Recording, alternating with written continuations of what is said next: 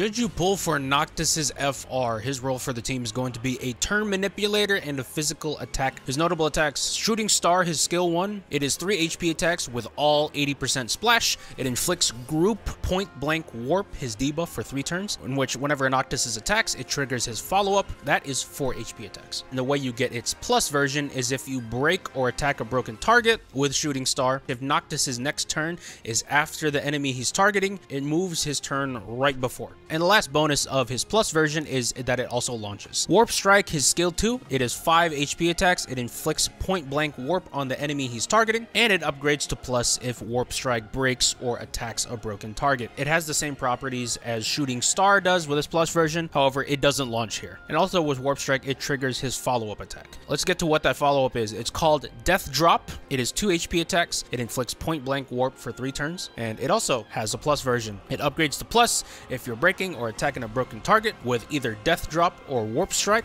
That plus version also grants 1 level of Armiger for 5 turns. Conjure Armiger, his EX, it is 5 HP attacks with 1 20% splash. It inflicts group point blank warp for 3 turns. It gives 1 free ability use. It grants 3 levels of Armiger for 5 turns, and it upgrades to a plus version if the target is inflicted with point blank warp or if Noctis is buffed by Armiger. The plus version, instead of getting 20% splash, you're getting a 50% splash. Steel Pirouette, the LD, it is 4 AoE HP attacks. It grants 3 levels of Armiger for 5 turns, and it grants the entire party Warp Step for 2 turns. Whenever you have the buff, you attack a target, it immediately moves your next turn before the target, if it's after. Set Warp Advance is C65. You don't see me talk about C65s a lot. It is instant turn rate, and it automatically upgrades all of Noctis's skills to their plus version, and you can bypass having to break with those upgrades. Inherited Heart, his FR, like his LD, it also grants the party Warp Step for 2 turns. Legacy of Lucy, his BT, it lasts for 6 turns, in which the party gets an HP cap up of 30%, and it also triggers Noctis's follow-up whenever any party member attacks. It is 4 HP attacks, and after his follow-up attack finishes, it increases his Brave by 20% of the HP damage dealt. Noctis's Force Conditions, you get a 40% whenever the previous turn was an ally's, and another 40% whenever having any buff or special effect that's at least level 0. This can be the overhead or it can be a regular buff. Let's go to Noctis's pros. No one else in the game really does party turn manipulation like Noctis does, and you can make it so Noctis never allows the enemy to make a single move, and the entire party can just continually move. It's one of the fun traits that I always loved using with him. Is it always optimal? Is it always necessary? No, but it's very fun to do, and in a video game, having fun is the most important thing.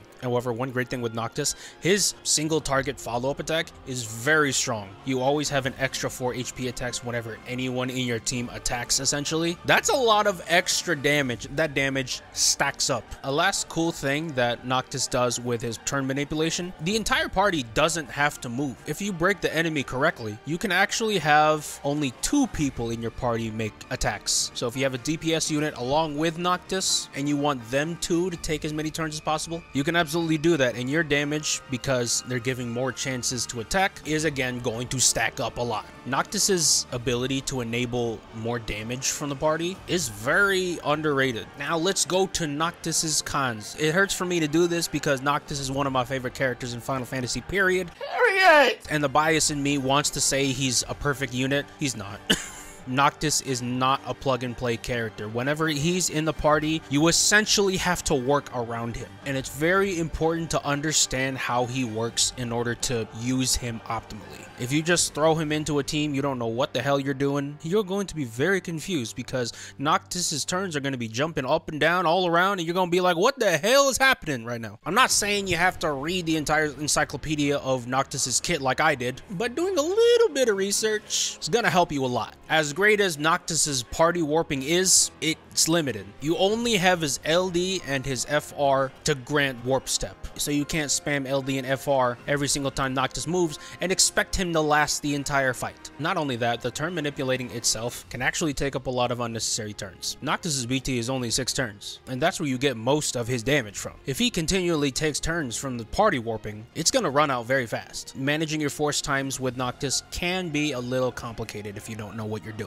Hence why you need to do a little bit of research.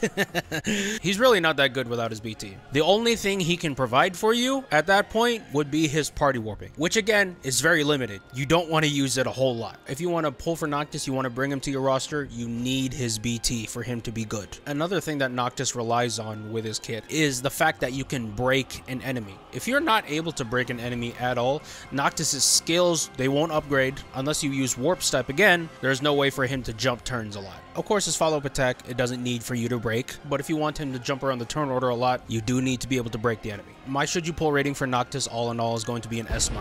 If, and this is a big emphasis on this, if you know how to use him, he is God tier. I mean, I guess you really don't have to do your research. If you just play with him long enough, you're going to eventually figure out how he works. Just know that Noctis is a very fantastic unit, but you got to know what you're doing with him. That's my should you pull video. Thank you guys so much for watching. I'll see you guys next time. Bye!